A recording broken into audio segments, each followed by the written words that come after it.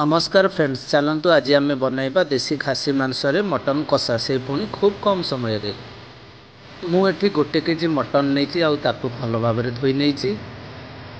चलतु आम प्रथम मैरिनेट कर नवा। मैरिनेट प्रथम आम गोटे चामच लुण नवा, गोटे चामच हलदी नवा, फाड़े लेंबू को चिपुड़ी ताकू अध घंटे मैरिनेट कर रखीदे।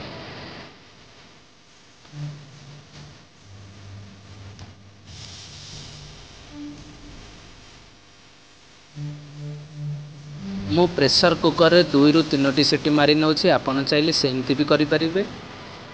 आउ 2 ରୁ 3 कप पानी मध्य मु देई दउछि।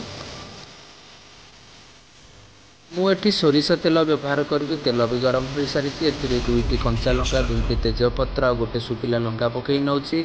आउ काटिथिबा पियाज को मध्य पकई नौछि। मु एठी 200 ग्राम पियाज व्यवहार करछि। आपण चाहिले कम बेसी भी करि परिबे। पियाज को ब्राउन कलर हवा जाए मुझे भाजी नौछि। मुझे अदा रसुण पेस्ट को मध्य पकई नौछि। ताकू 5 ରୁ 10 मिनिट भल भाव कषि नौछि।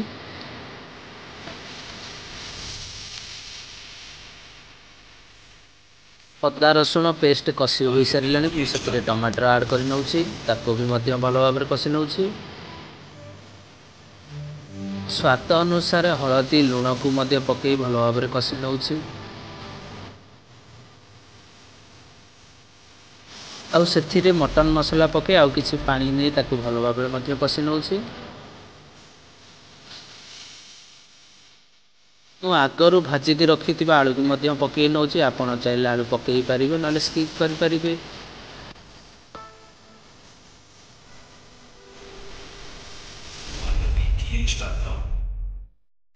देखंतु मसला आमर भल भाव कषि हो सारिलानी।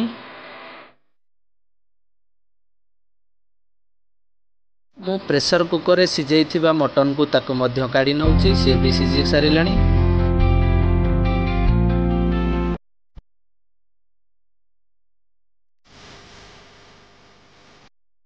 एबे मसला रे सिझिथिबा मटन को ऐड करि नौछि। ताकू भल भाव मु गोळेई नौछि।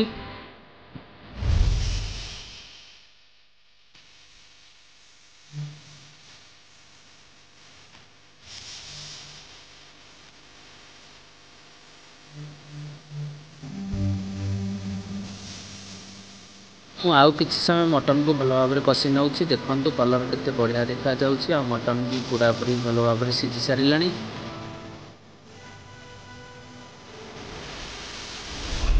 मु एबे गरम मसला को पकई ताकू मध्य भल भाव गोळेई नौछि। मु एठी कम तेल मसला व्यवहार करछि। आपण चाहिले आपण हिसाब रे तेल मसला अधिक करि परिबे।